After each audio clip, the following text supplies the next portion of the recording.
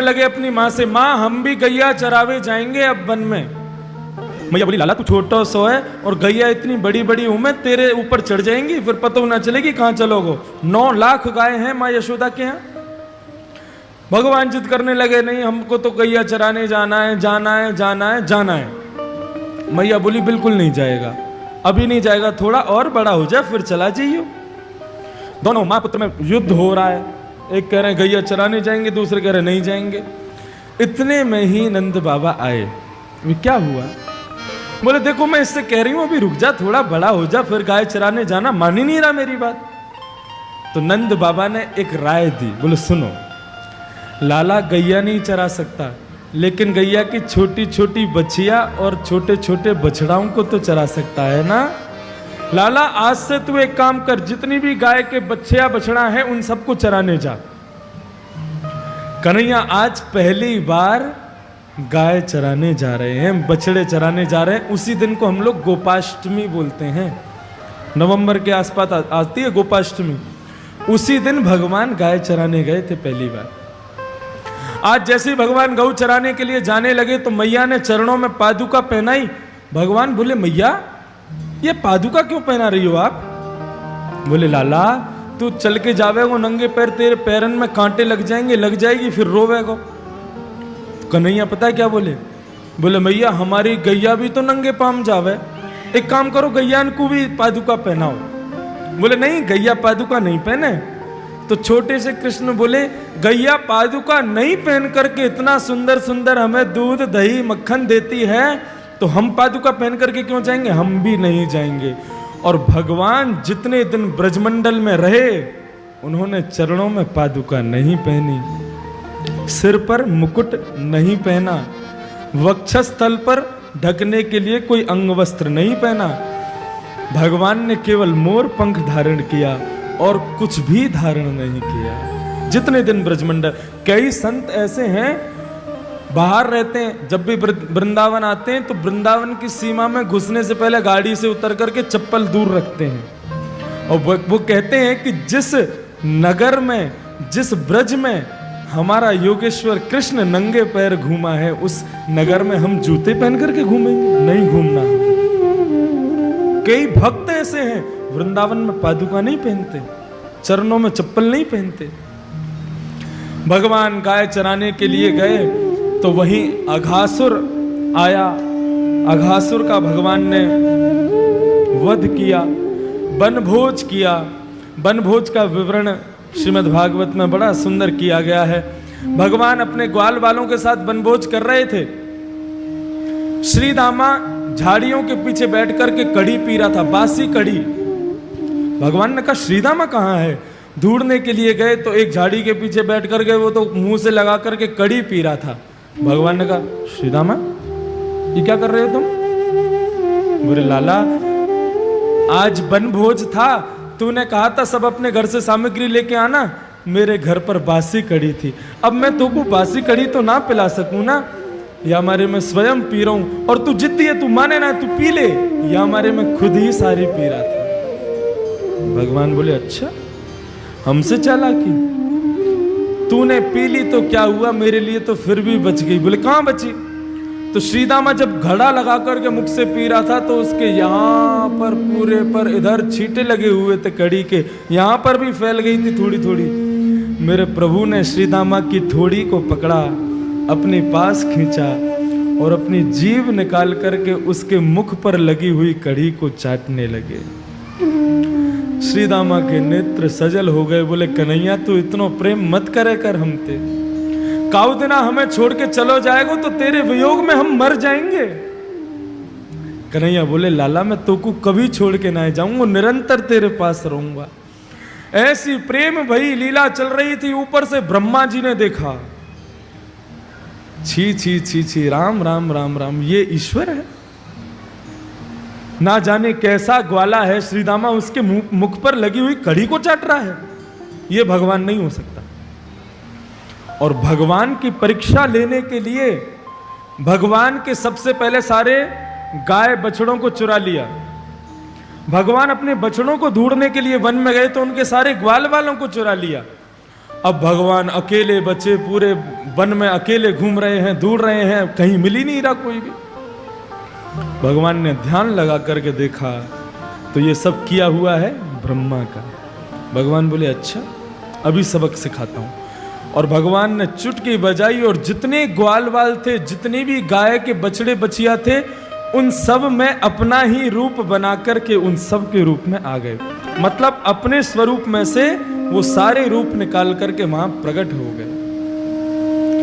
पूरे ब्रजमंडल में आजकल गाय जितना अपने बछड़ों को प्रेम कर रही हैं उतना पहले कभी नहीं किया।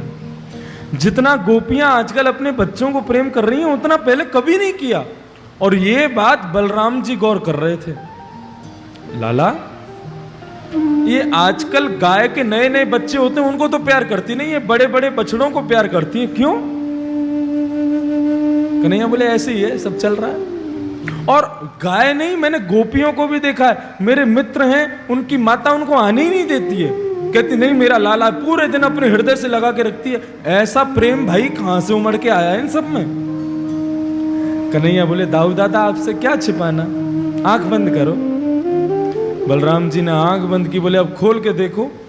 जैसे ही खोल के देखा तो छोटे छोटे बछड़ों का शरीर तो बछड़ा ही है, लेकिन मुखमंडल में कन्हैया दिख रहा है। सारे ग्वाल बाल कन्हैया दिख रहे हैं, सारे बछड़े बछिया कन्हैया दिख रहे हैं, पूरा ब्रजमंडल में कन्हैया ही कन्हैया दिख रहा है। बलराम जी बोले लाला ये सब क्या है? बोले उस ब्रह्मा ने सबको चोरी कर लिया है, इसलिए मैं सब में रूप बना करके बैठा हूं। ब्रह्मा जी ने सोचा बहुत दिन हो गए, देख के आऊं वो कन्हैया जो अपने आप को ब्रह्म कहता है, रो रहा होगा अपने ग्वाल बालों की याद में। नीचे आकर के देखा तो जितने ग्वाल बाल ऊपर ब्रह्मलोक में वही सब नीचे घूम रहे हैं। ब्रह्मा जी बोले ये क्या हुआ? भगवान ने भी एक काम किया। भगवान ब्रह्मा जी का स्वरूप बना करके ब्रह्मलोक गए और अपने द्वारपालों से बोले आजकल मेरे जैसे चेहरे वाले बहुत घूम रहे हैं, मैं अंदर जा रहा हूं, मेरे जैसे चेहरे वाला कोई और आवे, बहलू पिया, मार पीट करके भगा देना उसको वहां से। अब ब्रह्मा जी आए थे ब्रजमंडल। अब ब्रह्मा जी सोचते जा रहे हैं पता नहीं क्या हुआ। जैसे ही ब्रह्म लोग पहुंचे, अंदर जाने लगे, द्वारपालों रुक जाइए। ब्रह्मा जी बोले नीचे आवाज में बात करो। बोले वो तो सब ठीक है, तुम जाओ यहां से। अरे ये क्या तमीज होती है, मतलब ब्रह्मा से ऐसे बोलोगे तुम? नरक में भेज दूंगा अभी तुम्हें। बोले तू क्या नरक में भेजेगा, तुझे हम अभी मार के नहीं भगा, मैं डंडों से मारना शुरू कर दिया ब्रह्मा जी को। ब्रह्मा जी बोले तुम लोगों की इतनी हिम्मत, ब्रह्मा को मारा तुमने? बोले तू ब्रह्मा है ही नहीं, ब्रह्मा तो अंदर बैठा है। ब्रह्मा जी बोले ब्रह्मा अंदर बैठा है मतलब? बोले हाँ, हमारे स्वामी ने बताया था कि आजकल बेलूपिया बहुत गुरु, हम सब जानते हैं तुम कौन हो। ब्रह्मा जी बोले अच्छा एक बार वो ब्रह्मा जी का दर्शन करा दोगे मुझे? बोले चलो। अंदर लेकर के गए तो ब्रह्मा जी के रूप में भगवान विष्णु वहां विराजमान थे। विष्णु ही विराजमान थे। ब्रह्मा जी समझ गए, बोले मुझसे अपराध हो गया प्रभु। चरणों में बारंबार प्रणाम किया, भगवान की स्तुति गाई। और कितने चतुर ब्रह्मा, देखो कैसी स्तुति गा रहे, पता क्या कह रहे हैं भगवान से? प्रभु एक बात बताओ, जब कोई माता गर्भवती होती है, उसके गर्भ में बालक होता है, तो बालक कभी कभी मां को लात मारता है, तो क्या वो मां अपने बालक से गुस्सा हो जाती है? भगवान बोले नहीं होती। तो बोले प्रभु आपके ही गर्भ में हम सब रहते हैं, हम सब आपके बालक हैं, कभी कभी थोड़ी सी अगर हमने गलती कर दी तो आप नाराज क्यों हो रहे हो प्रभु? भगवान बोले बहुत चतुर है ब्रह्मा, ऐसी थोड़ी उसका नाम, उसके 4 मुंह हैं, बहुत चतुर है। ब्रह्मा जी को माफ नहीं किया भगवान ने। क्यों? बंधुओं, इंद्र ने भी गलती की थी, कल अभी आएगी इंद्र की कथा। भगवान ने इंद्र को क्षमा कर दिया, ब्रह्मा को क्षमा नहीं किया। क्यों? क्योंकि ब्रह्मा ने जो किया उससे सभी ब्रजवासी भगवान से दूर हो गए थे। और इंद्र ने जब बारिश की, भगवान ने गोवर्धन पर्वत उठाया तो सारे ब्रजवासी भगवान के पास आ गए थे। तो जिस क्रिया से सब लोग भगवान के समीप आ जाएं, उससे भगवान भला नाराज कैसे हो सकते हैं? लेकिन ब्रह्मा को भगवान ने क्षमा नहीं किया। भगवान की इस प्रकार से लीलाएं चल रही हैं। एक दिन भगवान ने सोचा कि भाई ये कालिया नाग निकालना है, जल से पानी पीती हैं सारी गाय और मूर्छित होकर के वहीं गिर जाती हैं। लेकिन निकालें कैसे? साथ में दाऊ दादा हैं, और दाऊ दादा कौन है? शेष भगवान का स्वरूप है।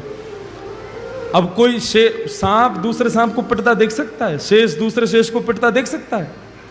यदि दाऊ दादा संग जाएंगे तो मैं कालिया नाग को नहीं मार पाऊंगा। तो भगवान ने एक असुर था जो कि गधे के रूप में आया था, उस असुर का मर्दन दाऊ दादा के हाथ से करवाया, और पूरे ब्रजमंडल में दाऊ दादा की हंसी उड़ाने लगे। ये तो गधा को मार के आए हैं, इनसे कोई राक्षस नहीं मरा, गधे को मार के आए हैं।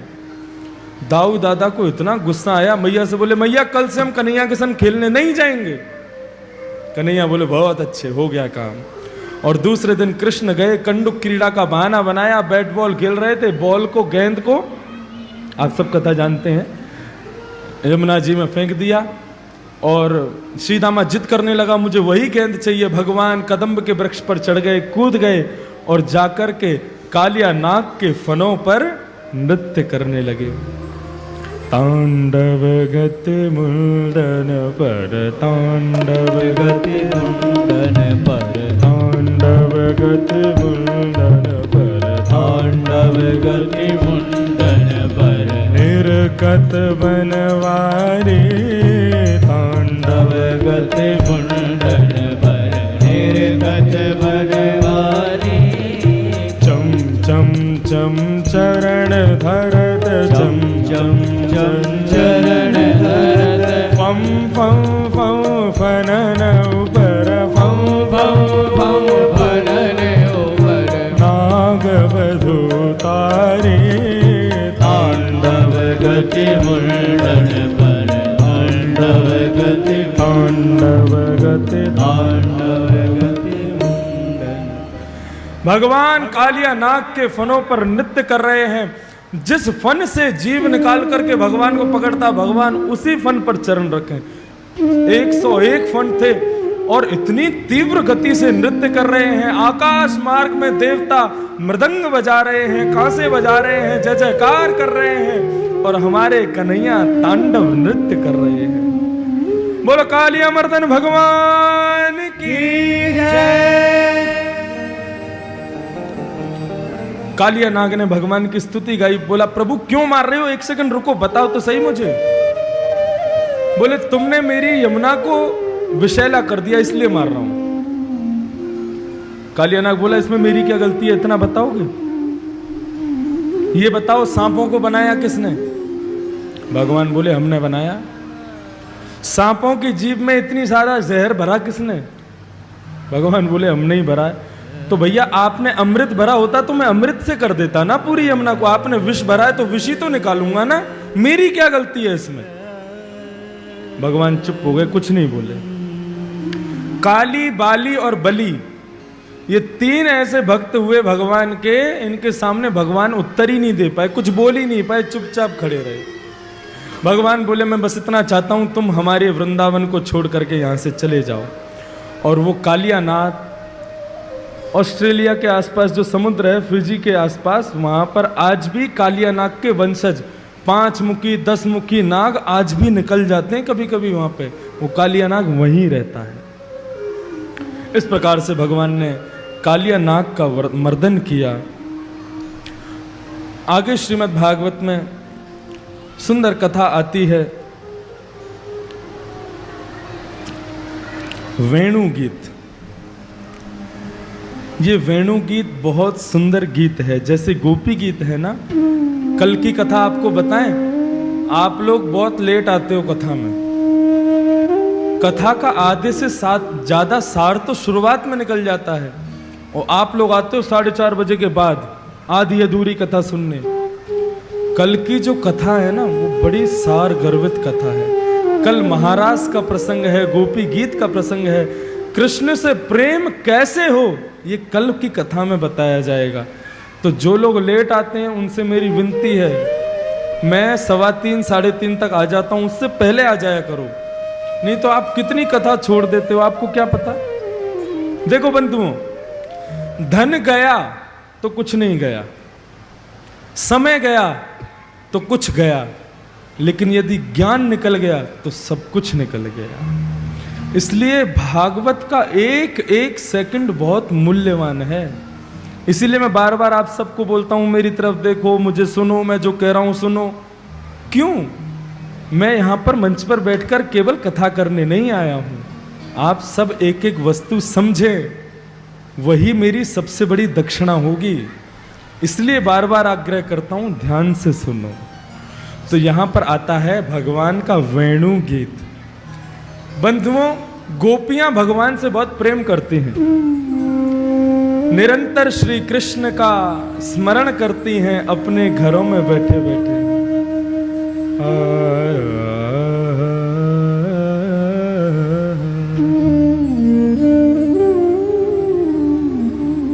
और कन्हैया गाय चराने के लिए जाते हैं और वन में जाकर के एक वृक्ष के नीचे बैठ करके अपने मुकुट को टेढ़ा करते हुए, अपनी भ्रगुटी को टेढ़ा करते हुए बांसुरी निकाल करके अपने अधरों पर रखते हैं। और जैसे ही बांसुरी का निनाद करना प्रारंभ करते हैं, घरों में बैठी हुई गोपियों को श्री कृष्ण का दर्शन होने लग जाता है। अपने अपने घरों में बैठी हुई कृष्ण को, गोपियों को कृष्ण की छवि दिखने लग जाती है। कैसी छवि है हमारे कन्हैया की? बंधुओं, आप सब लोग अपनी आंखें बंद कर लो और अब जो मैं आपको सुनाऊं ना, उसका चित्र अपने हृदय में बनाना। कैसे स्वरूप है भगवान का, सब लोग ध्यान से सुनना। चांद सा सलोना मुख, लटें घूंघरारे हैं,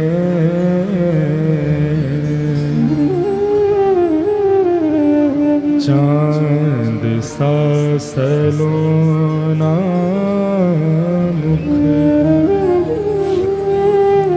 लटें घूंघरारे हैं, भौएं हैं कटीली आंखें, तिरछी कटारे हैं, भौएं हैं कटीली आंखें, तिरछी कटारे हैं, होया को चंदन सो महके बदन,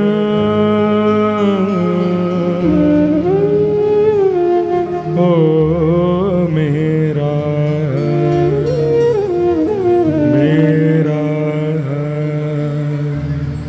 मेरा या पे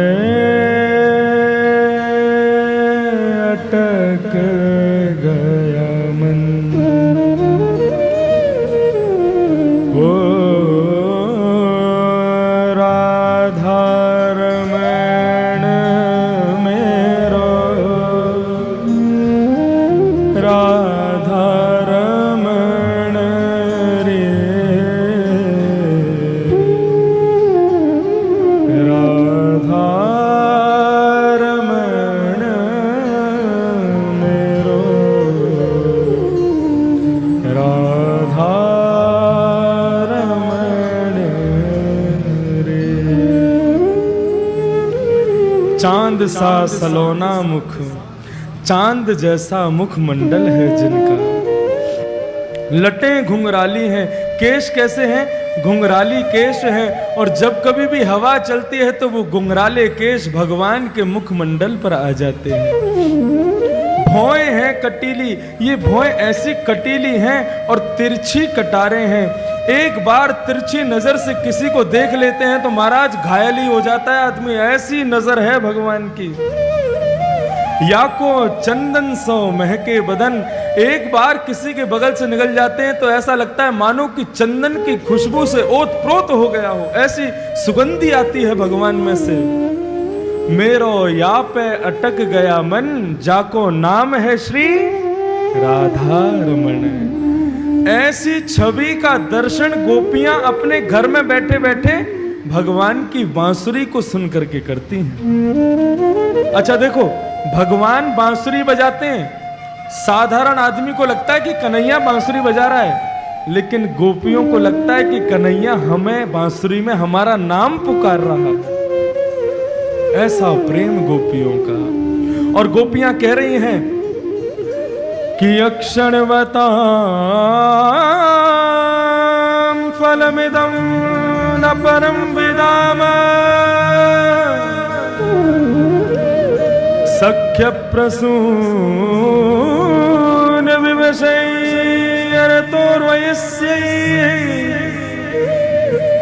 वक्त्रौ भजे ससुतैरनुवेण जुष्टौ, यैर्वाणि पीतमनुरक्त कटाक्षमोक्षौ।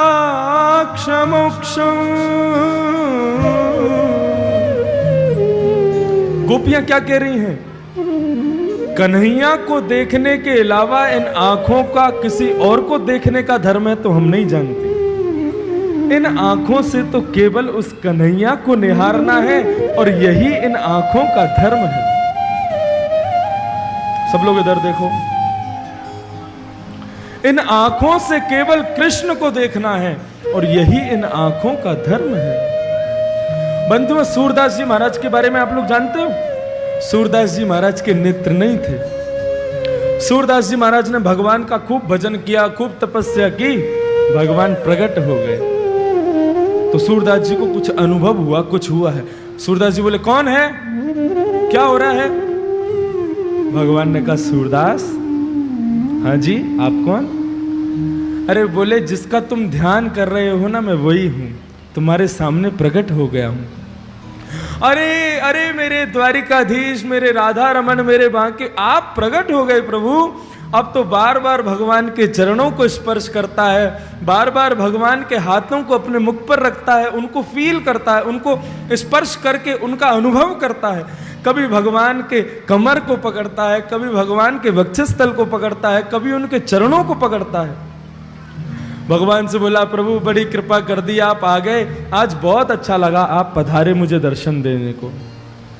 भगवान बोले, सूरदास कुछ मांग लो, मैं तुम्हें कुछ देना चाहता हूं। सूरदास जी बोले, प्रभु आप मुझसे मिलने आ गए, मुझसे मिलने के लिए समय निकाल लिया, और इससे ज्यादा मुझे क्या चाहिए? कुछ नहीं चाहिए प्रभु, आप आ गए बस। भगवान बोले, बिना दिए तो हम जाएंगे नहीं। भगवान ने सोचा, क्या नहीं है इसके पास? बोले, नेत्र नहीं। तो भगवान ने सूरदास जी की आंखों पर अपना हाथ फेरा और सूरदास जी से कहा, सूरदास आंखें खोलो। सूरदास जी बोले, प्रभु कैसा मजाक कर रहे हैं, मैं देख नहीं सकता, आप जानते हैं ना। भगवान बोले, मैं जितना कह रहा हूं उतना करो, आंखें खोलो। और सूरदास जी महाराज ने जैसे ही धीरे धीरे नेत्र खोले, चरण से लेकर के भगवान के मुकुट तक भगवान को देखा। शंख चक्र गदा पद्म हाथ में लेकर के भगवान सूरदास जी के सामने खड़े हुए, भगवान को देखने लगा, रुदन करने लगा। इतनी सुंदर छवि है प्रभु की। प्रभु को घूम घूम करके देखता है, प्रभु के हाथों को देखता है, प्रभु के चरणों को देखता है, प्रभु के मुखारबिंद को देखता है, एक एक अंग को देखा भगवान के।